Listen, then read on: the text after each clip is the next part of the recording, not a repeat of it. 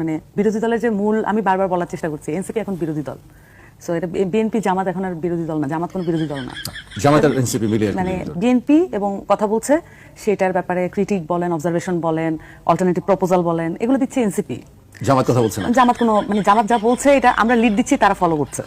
জামাত NCP lead দিচ্ছে of course. এবং আপনি ভোটের দিকেও দেখেন না যে জামাত তো আসলে তার ইতিহাসে কোনোদিন এত ভোট পায় না, এটা তো এনসিপি না থাকলে সম্ভব হতো না।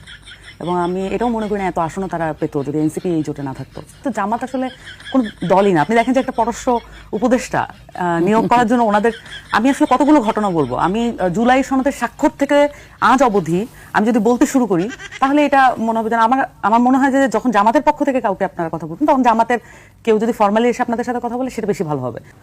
জামাতের জন্য এনসিপি কখনোই অপেক্ষা করে নাই।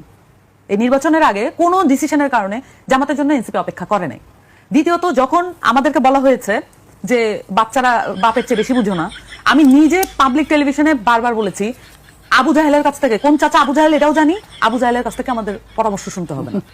তা আমি নিজে বলেছি এটা। তো তাদের অনুযায়ী তো আসলে এনসিপি চলবে না। যদি এখন পর্যন্ত চলে থাকে, মানে এই যে নির্বাচনের এই যে সময়টা, এই সময়টার পরেও আমি বারবার বলছি এনসিপি থেকে বের হয়ে আসতে হবে। এই জোট থেকে বের না হলে এনসিপি রাজনৈতিক ভবিষ্যৎ সামনে গিরিখাদের সামনে আছে, কিন্তু এনসিপির রাজনৈতিক ভবিষ্যৎ সামনে অনেক উজ্জ্বল যদি এই যে ল্যাগিং, মানে এই যে পিছনে টেনে রাখার যে শক্তিটা, এইটা যদি না থাকে আমাদের সাথে।